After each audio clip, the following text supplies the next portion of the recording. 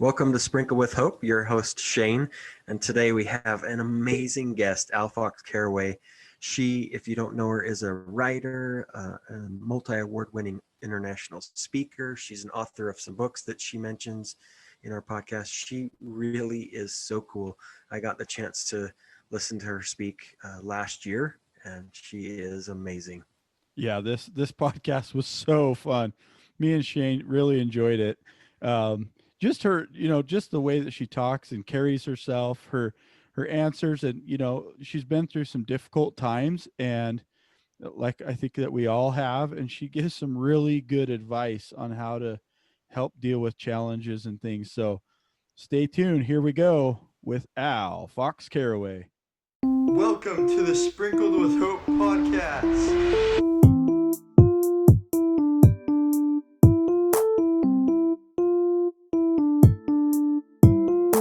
This is Jason. And this is Shane. And it's podcast time. Welcome to our podcast, Sprinkle with Hope. We have an amazing guest with us today, Fox Carraway. Thank you so much for joining us. We really appreciate it. Hi, thank you. Al's in the middle of painting, right?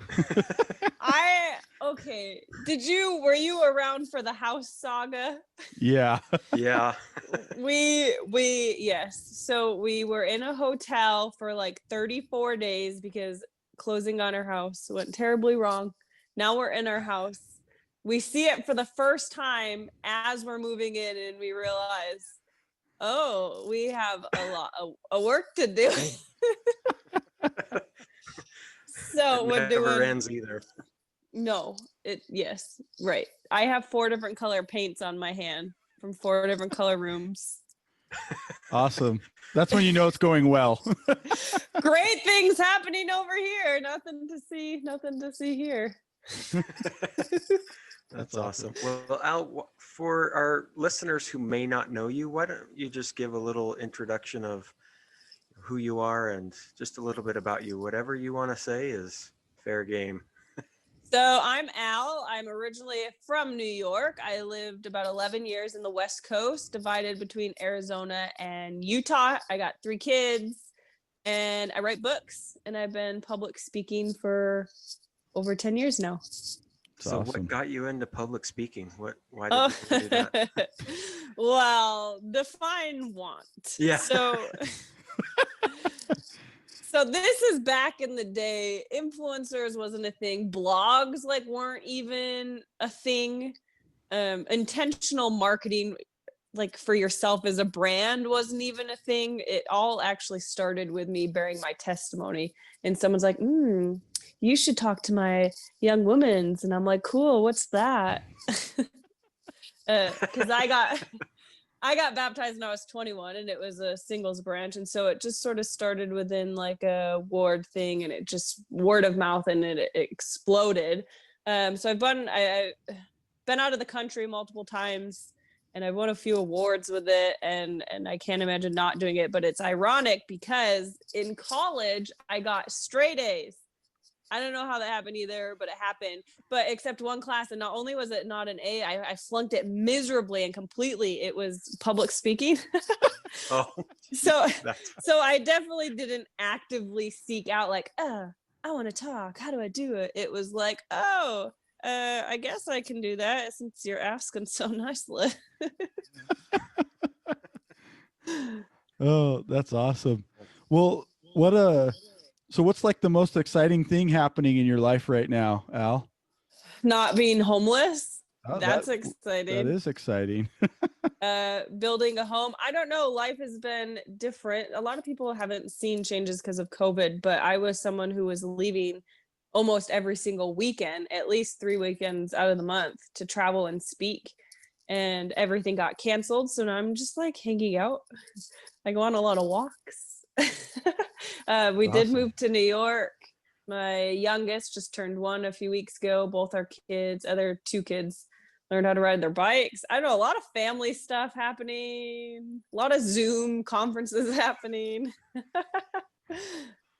Yeah. So are you going to still travel and talk, or yeah, once I this think all so. clears up? Yeah, I found that Zoom is actually harder than flying because I got like a zillion kids in here that are not quiet, and it's been a task. Yeah. Yeah. Yeah, I'll pick it up. I mean, I released a new book, and that was good, and for that season. So I think I'll just go now that the writing grind kind of let up. I'll go back and speak and see what happens. That's awesome. Cool. So what what's kind of, your book? yeah. What? I was What's going your to say, book? what kind What of did books? you? Yeah. So I have 3 full books out, not including like forewords and stuff that I've done. So my newest one is Wildly Optimistic. It's gaining new perspective for life's challenges. And this is probably the greatest thing to ever exist in my, like the greatest thing that could ever come out of me. So each chapter is a theme within a trial. So a chapter would be like when we doubt, when it's not what we wanted, when God is silent, when we don't know what's right, when we want to give up. And so those are the chapters. And then it's just filled with my life, man.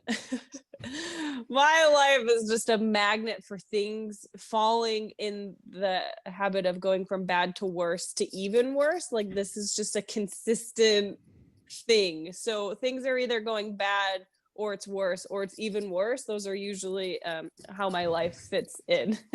And so it's kind of like, it's brutally honest about those times where we're screaming at God, wondering where he is and if he cares about us, and how to find him in those times where we don't hear him, and how to keep going when we just don't want to anymore, and when we put so much in and we're not seeing anything come out. So that's my newest book. That's awesome. I love that philosophy because I mean, I've had some pretty hard challenges myself in life, and I love that outlook that, when those times like we feel that there isn't anything, there's no hope and all hope is lost, that we, if we just push a little bit, we hopefully will find that hope, right? And we'll get on the other side of it. Yeah. So I'm like, I feel like I'm by nature an optimist. And that doesn't mean like you're happy all the time or that bad days Right. don't come. It just means that even on hard days, you know that it won't last, and better ones are coming, and there's something to learn and cherish during everything. And it means you're proactive in your moments of crumbling, and you look for lessons and opportunities and light. And I feel like I do really good at that when like the uncharted, the unwanted, and unexpected come up. I almost feel like I'm like, cool, what's gonna come from this? But what's hardest for me is passing time. So I can be, I don't want to say excited about bad things happening, but a little bit, because I have the optimism and faith to be like, cool, what's gonna come from this? Because I know something will. But what's hardest for me is the passing time, because I feel like your faith runs a little bit thin and your optimism gets a little exhausted. And then you get to a point where you feel like you almost earn the trial to be over by doing the right things. Does that make sense? And so it's like the cycle that I go into where I'm like, okay, cool, great, this is great, and you go at it full force, and then weeks pass and then months pass, and you're like, oh, this isn't great anymore. I feel like something should have happened by now, and it hasn't. So what does that mean? And so I've been learning the lesson over and over again, and that's just, there is another way to look at things. What is it? And I've learned that God knows something we don't. What is it? And so that's kind of the mindset that I tackle things on. And while I'm going through the cycle of, cool, wait, what? No. Yeah, I'm sure you feel like you're still in that cycle by moving from, I think you said Arizona, back to New York, and just being in a hotel for so long that you probably felt in that cycle. I'm like, when is this going to end? But now you're in a home and you're remodeling, so that's great. That is hard to keep that perspective, though. I like to think of the woman, the one with the blood disease, and she's the one like reaching out in desperation trying to grab his clothes. And I feel like life just has its way of sometimes metaphorically or literally just brings us to the ground, and sometimes we just feel buried in the crowd. And I mean crowd, and we don't know who she is. She's not named in the scriptures, but how much we can sometimes relate to her, where you put everything in and you're not getting what you want out, and we feel unnamed or alone or unimportant. And I mean, she went her whole life investing in everything she had to find relief and change and healing, and it just didn't happen. And she probably started to think that maybe she's the exception to life getting better.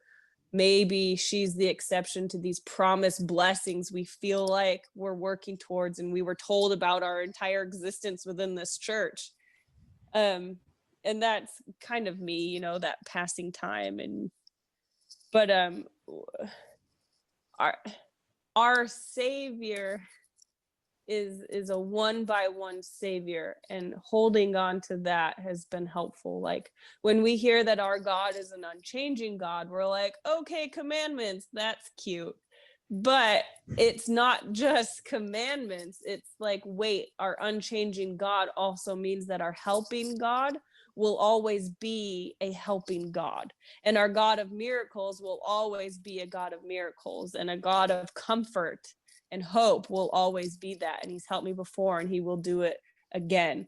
And I mean, I know why I wasn't an apostle back in the day, because you know, Christ, he stops in the middle. I mean, you think of the streets back in the days of Jesus, and they're like in the middle of these busy, like shoulder to shoulder streets where you're like sardines, and Christ stops right in the middle of this moving traffic, like this force of people. And he's like, who touched me?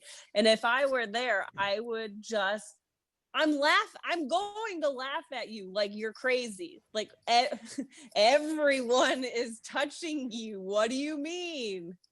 And that's where remembering that our savior is a one by one savior, one who notices us on the ground, in the dirt, buried under the crowd, noticed and worthy. You know, he stops for us, and he comes to us, and he helps us, and he heals us. And when I feel like he has turned his back on me, like, you just turn around and remember that he's one by one and unchanging. Oh, I love that so much. I really do. Because I think oftentimes we, you know, and I think sometimes we have a hard time to have gratitude when we're in those situations, right? But gratitude, I think, would be the thing to get us past that.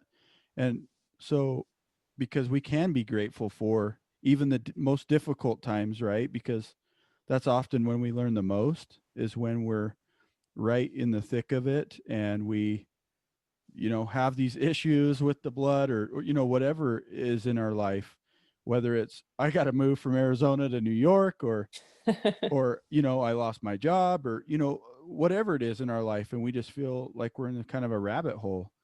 Yeah. So how do you have gratitude when you're in that situation, or have you found that gratitude helps, or what's your thoughts I on that? mean, yeah, I think gratitude is good for your brain. I'm not always good at it, but I think um I think I'm better at looking for lessons than I am choosing to be grateful. Because in my mind, I'm like, I'm not grateful for this. Like this, I'm more of like the East Coast honest, like, no, I'm not grateful for this right now because I hate it. That's how my brain works. But I'm more proactive and in a better mindset when I'm like, okay, what can I grow from? What can I build off of? So I'm more like problem solving than I'm like, okay, let's stop and reflect. I'm like, no, let's do something about it. What is that? Let's look for those lessons. Let's see if I'm receiving what I'm asking for and it's packaged differently. Like I'm always looking and trying to piece together something in a different viewpoint, because I realize that my personal desires and vision is sorely limited and inaccurate in the span of God's vision. I think, yeah. So gratitude, yes, do it. It's great. I'm not good at it. I've heard it works great. I cannot tell you from personal experience. Well, you said you were looking more at the lesson that you're learning from whatever you're going through, and I think that's also a very interesting perspective, that you're looking more towards seeing what you're learning versus saying, I'm grateful for this trial that I'm going through. You're saying, what am I learning from this? Yes. You know, I go ahead.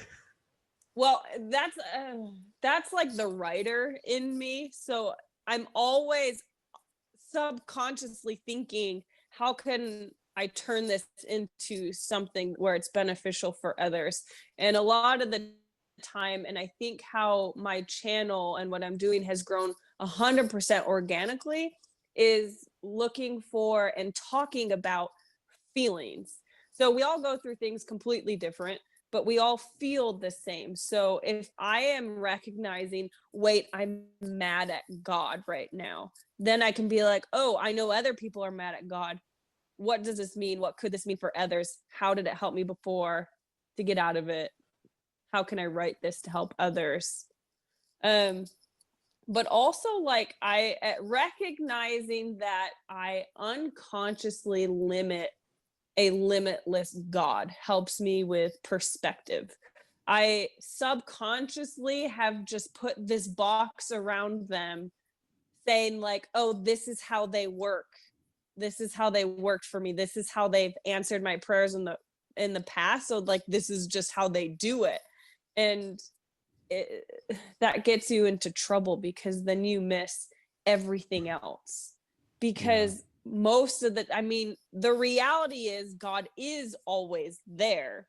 So if you're not seeing him, hearing him, feeling him, then what can I alter to change that? Is he coming at me in different ways, and it's just going completely over my head because of this box I put around them? And so it's like a search and find. If I remove these blinders that I have on and this box that I put around them, and allow him to show me what next and what else, then you can really understand who else he is and what he is to you. Yeah. I don't know if that made sense. No, it makes great sense. Yeah. Because I think we put this idea of what he is, right, or how he's going to help us with something, and so we're almost limiting him in helping us by putting these barriers, right? And I think sometimes we do the same things with ourselves, right? By boxing ourselves in, and we say, oh, we can't do this thing because I can't get past that, and so I think it goes kind of both ways with ourselves and with God helping us, right? Yeah. So Yeah, I think it was also really cool that you said you are looking at how to help other people, and I think you've done that a lot throughout your life, at least the last whatever few years, that you're looking outward and saying, hey, I've learned some lessons and I want to help other people. I think that's so cool. I just think that's really awesome. So is there plans for other books, or? I mean, probably. When I wrote my first one, and when I finished that, I'm like, I done. Like, I have nothing left in me. Like, every piece of knowledge I've ever attained in my life is in that book. Like, there can't be another one, because my brain is emptied. It all. And then a year passed, and I wrote another one, and then I was like, that's it, I'm done. Like, I have nothing left. That's my brain. And then obviously I wrote a third one, and that one really was like my life's work. I honestly feel like I existed for that book, and everything else is like just noise. And so if you ask me now, I got nothing left. But at the same time, every day At the same time, every day I have my notes section on my phone, and I'm just ideas that come, things I've learned. Like, I mean, I wrote an entire book on challenges, and yet I went through one of the hardest challenges of my life a month ago. And so it's like, well, that didn't make it into the book. Where's that gonna go? Right, I mean, like, right. Yeah. So I don't have an idea. Yeah. Yeah. Today you're spent. All your ideas are on paper, but maybe next year. Yeah, come back to me next year. I don't know. So how you brought up a good point, and that is, how you kind of dealt with challenges or talked about them. So how do we deal with challenges? Do you have some insights there that will help us deal with those? Or yeah, I think the perspective, I think, is a lot of what we were talking, taking a step back and remembering who God is, and his purpose is to bring us to the better things and to make us better, even if those paths there are unwanted or longer than anticipated. I remember just barely, we drove across the country, all of us fit in one car, 5 of us with a big giant dog, and we didn't stop. We drove from Arizona to New York. It was over 2,200 miles and over 44 hours, and we did not stop. No hotel, nothing. wow. And we matched it up to get here on closing day, and we ended up in a hotel. We had nowhere to go, and that was the worst thing. It was like emotional whiplash. Every day things changed. Every day things got worse. And we go through these things and we're like, wait, how is this possible? Because we feel like when we are following the Spirit, when we are doing what God wants us to do, how are we led to something completely falling apart? I think of just how freaky parallel that was to like the whole barges thing. So you have like the brother of Jared. His real name is so many syllables, I can't even try and guess what we think his name is. But like, he was told to build a barge, and he's like, okay. So he did it because God told him to, but he did it in the way that God himself showed him how to do it. He had, quote, step-by-step instructions like the entire time. He was led through the whole process. And it wasn't until he's looking at the final product that God told him to do and showed him step-by-step instructions to do that he was like, wait, like, there's no light in them. We can't see. Like, wait, we can't breathe in this. Wait, we survive this thing. Is that possible? When we did it, what he wanted us to do in the way that he wanted us to. And I just think of, the brother of Jared is problem solving, like every logical resolve that he can come up with, because he takes them to the Lord, explaining all of these logical solutions that he comes up with, saying like, windows and fire, but wait, that can't work, for X, Y, and Z reasons. And to him, he is in a dead end. That's it. There's no way. There are no avenues. There is no resolve. That's it. I'm screwed. And that's us. We do these logical problem solvings that sometimes just say, that's it. It's a dead end. This can't work. Nothing, this is where it ends. Yeah. But it wasn't until after he's exhausted all of these logical, ideas that he takes it to the Lord, and it wasn't until he works it out with the Lord that a completely new avenue and idea comes, and obviously illogical. I mean, stones, like, right. Are you right. Like, what? Come again? What did we come up with? How did we make it here? So now you're here with these stones, and you're like, well, I didn't see that coming, but we're in motion again.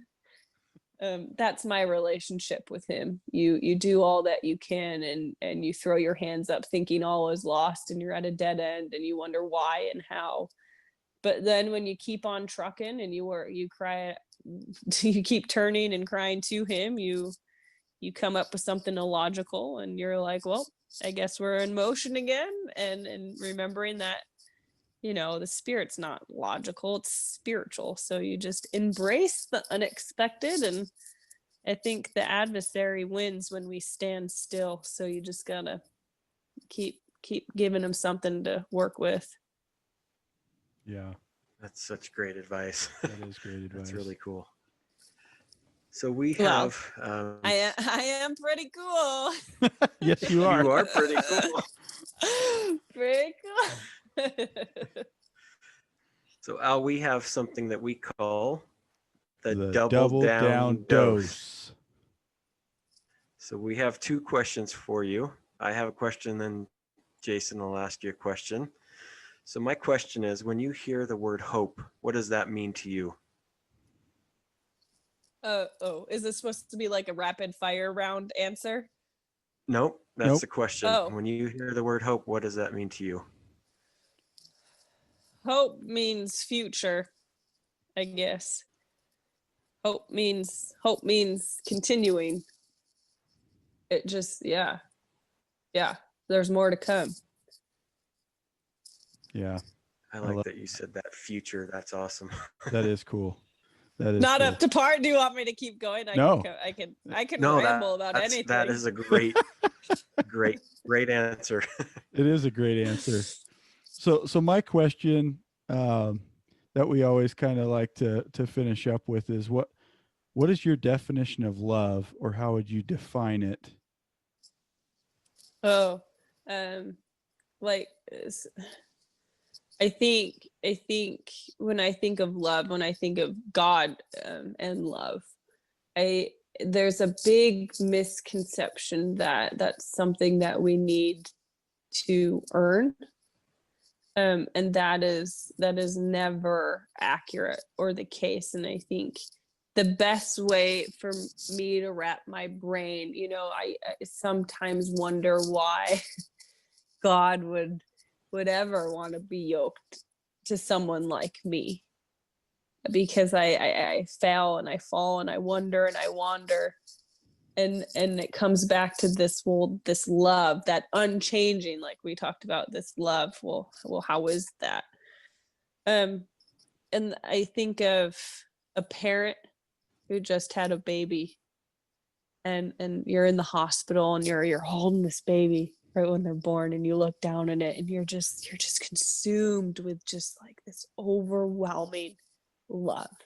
And it's not because the baby did anything. It couldn't. It was just born. It didn't do anything to earn that love, but the love was so overwhelming simply because it was theirs.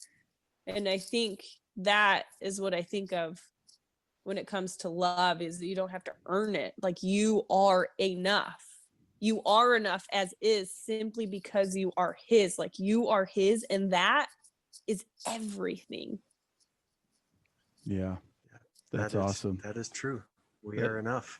Yeah, absolutely hit the nail on the head. I mean, we are enough, and we have worth. I mean, we were born with worth, right? That's why, when you're holding a little baby, you see it in their eyes, you see it in their face. They are born with worth.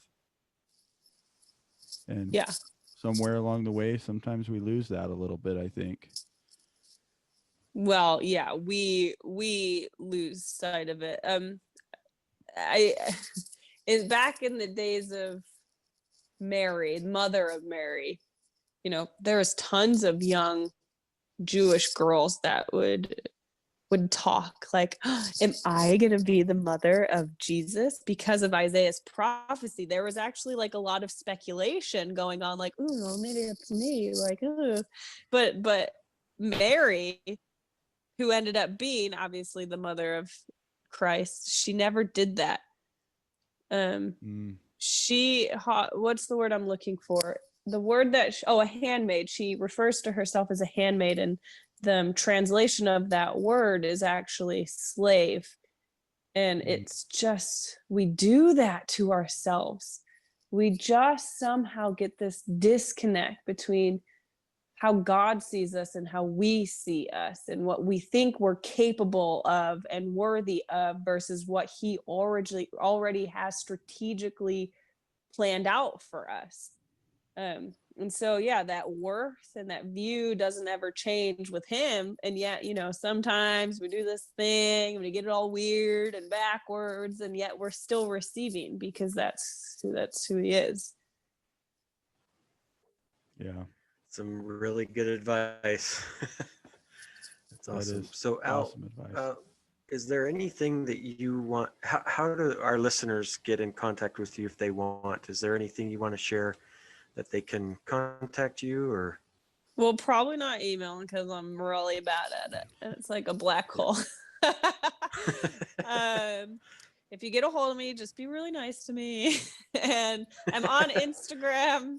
Okay. I'm on the Facebook. I write. I'm there for my long captions. So if you want some updated saga stories of my life, they're in my captions, updated daily. My books, Wildly Optimistic, More Than the Tattooed Mormon, that's more of like a conversion, everything that fell apart because I joined the church. Cheers to Eternity, that's a quirky marriage and dating. It's hilarious. Those are all anywhere books are sold. Just type in Al Carraway, AL, like a dude. Yeah, we really appreciate your time with us today, Al. We're so grateful for your time and your insight into things. It's been an amazing discussion with you. We're very grateful. Yes. Thank you, Al, for coming on and joining us. And I hope that everything works out with your painting that you got going on. And yeah, this was a good commercial break for me. Right. Yeah. Back to the grind. Are people can they see this, or are they just listening? Can they see me in my socks and my sweatpants? Oh yeah, they're seeing all of you. I got no makeup on. Welcome. I was talking and peeling the paint off my fingers though, so we got that going for me. There you go. You should have said something. I would have turned my camera. Like, Al, what you're doing sucks. Would that have made a difference? Oh, it was awesome. You know what? I like raw, and yeah, that's the real you. They're getting a full-fledged picture and view of the real Al. My bet is made, so we have that. There you go. They saw me chugging water that whole time. Oh yeah, it's awesome. Cool. That's the best part about it. This is Sprinkled with Hope. If you liked this episode, please share it with a friend. If you like our podcast, please give us a review or rating.